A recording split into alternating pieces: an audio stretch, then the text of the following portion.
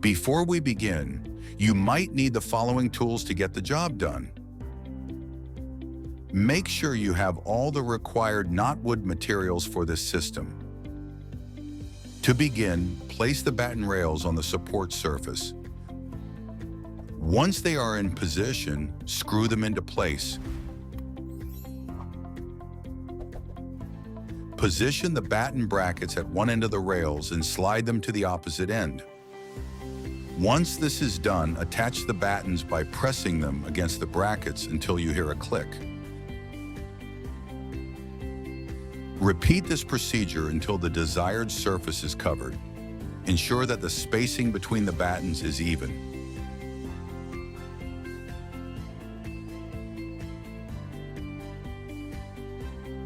Finally, close off the open ends by installing the specified end caps.